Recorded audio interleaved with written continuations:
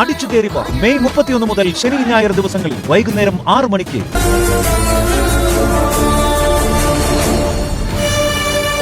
മുഴുവൻ പറയുന്നതിന് മുമ്പ് അച്ഛൻ എന്തുകൊണ്ടായിരിക്കും ഫോൺ കട്ട് ചെയ്തത്? ചിലപ്പോ കട്ടായി പോയതായിരിക്കും.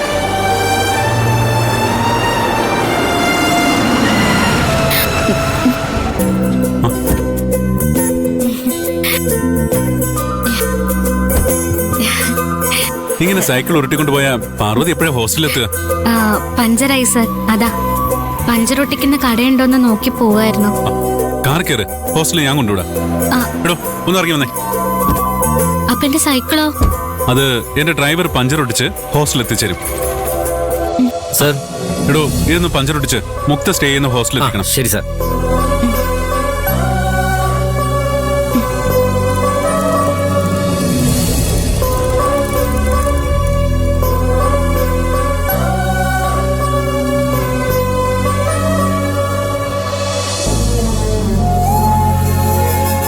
പാർവതിക്ക് ആ സൈക്കിൾ വലിയ ഇഷ്ടമാണല്ലേ?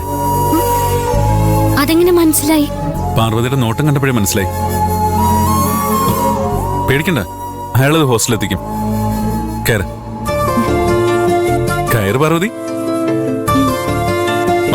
കയറ്.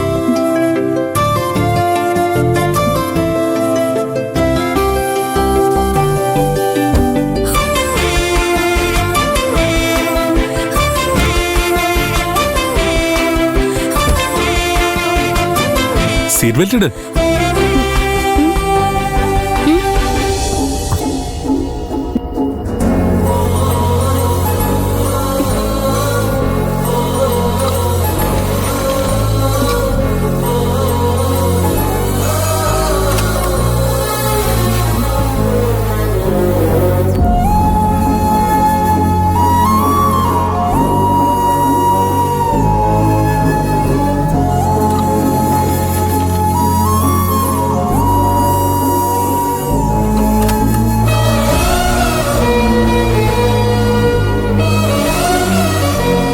പോവാം.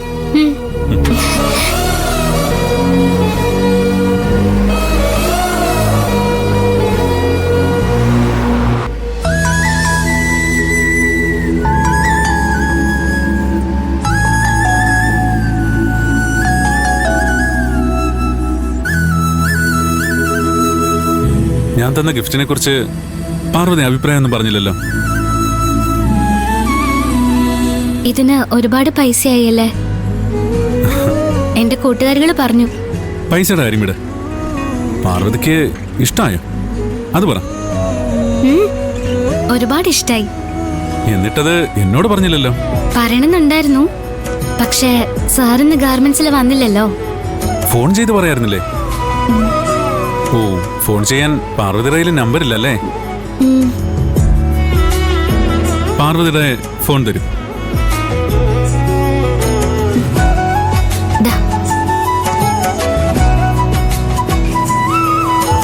ഓ, ഈ കീപാഡ് ഫോണാണോ പാർവതി ഉപയോഗിക്കുന്നത്? നല്ല ഫോണാ, പാമ്പിന്റെ ഗെയിമൊക്കെ ഉണ്ട്.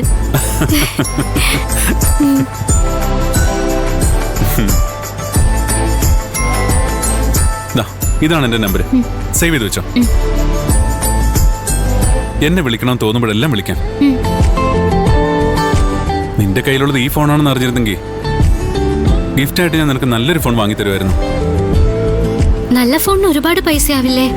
പൈസക്കാണോ വില അതോ സ്നേഹത്തിനാണോ വില? പാർവതിയുടെ അഭിപ്രായം പറ. എന്താ സംശയം? സ്നേഹത്തിന്. അതാണ് കാര്യം. എന്നുവെച്ചാ എനിക്ക് മനസ്സിലായില്ല. ഹോസ്റ്റലിൽ ചെന്നിട്ട് സ്വസ്ഥമായിട്ടിരുന്ന് ആലോചിച്ച് നോക്ക്, അപ്പൊ മനസ്സിലാവും.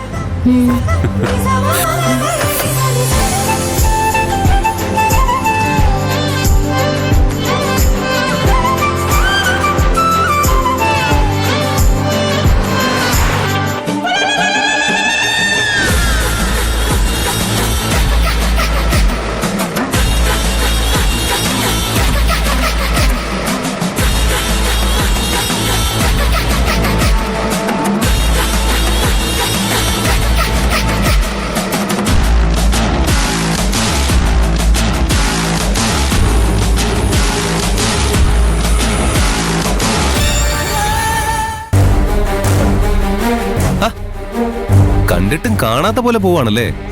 നിനക്കപ്പോ എന്താ വേണ്ടേ? എനിക്ക് വേണ്ടത് എന്താന്ന് നിങ്ങൾക്കറിയാലോ. ഞാനത് പറഞ്ഞിട്ടുണ്ടല്ലോ. മഹാലക്ഷ്മി മുന്നിൽ വന്നു നിന്ന് നിനക്ക് ഞാൻ സമ്പത്തും സൗഭാഗ്യവും തരട്ടെ എന്ന് ചോദിക്കുമ്പോ എനിക്ക് നിന്റെ ഒരു പുല്ലും വേണ്ടാന്ന് പറഞ്ഞ് മുഖത്താട്ടെ എന്താ സംഭവിക്കുക? അതാ ഇപ്പൊ നിങ്ങൾക്ക് സംഭവിച്ചിരിക്കുന്നത്. പാർവതിയെ എനിക്ക് കെട്ടിച്ചു തന്നിരുന്നെങ്കിൽ നിങ്ങൾക്ക് ഈ ഗതി വരുമായിരുന്നോ? വീടും പുരയിടവും ഇതുപോലെ കണ്ടവന്മാര് കൊണ്ടുപോകായിരുന്നോ?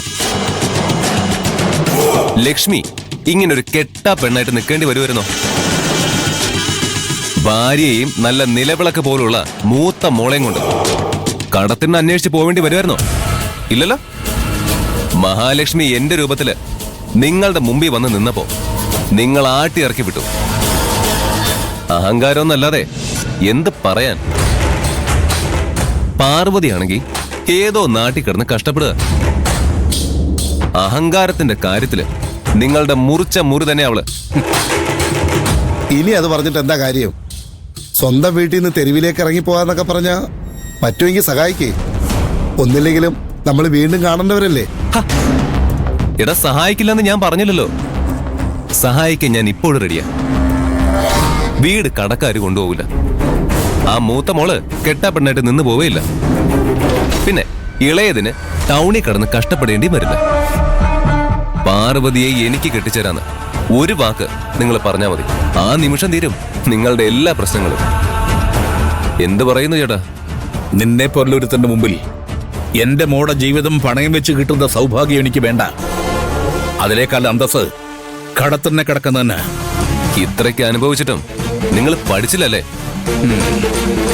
ഒന്നും അവസാനിച്ചിട്ടില്ല. ഇനി സമയമുണ്ടല്ലോ. ആഗ്രഹിച്ചു നേടാൻ നീ ഏതറ്റം വരെയും പോകുമെന്ന് എനിക്കറിയാം. പക്ഷേ തോറ്റു തരില്ല ജനകൻ. നീ തോറ്റുപോകുകയുള്ളൂ.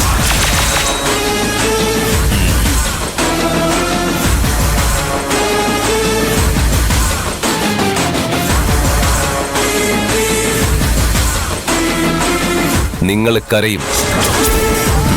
ഉറക്കെ ഉറക്കെ കരയും.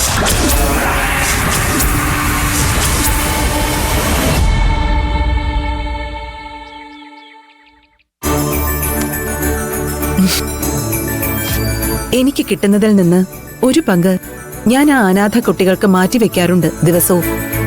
Thank you madam. മാഡത്തെ പോലെ ദയയും കരുണയും ഉള്ള കുറച്ചു പേരുടെ സപ്പോർട്ട് ഉള്ളത് കൊണ്ടാ എനിക്ക് ആ സ്ഥാപനം നടത്തിക്കൊണ്ടു പോകാൻ പറ്റുന്നേ. സിസിലി, ഹോസ്റ്റൽ ഗേൾസ് തന്ന നല്ല കുറച്ച് ഡ്രസ്സ് നമ്മൾ എടുത്തു വെച്ചിട്ടില്ലേ? അത് ഇവർക്ക് കൊടുത്തേക്ക്. ശരി മാഡം, വരൂ.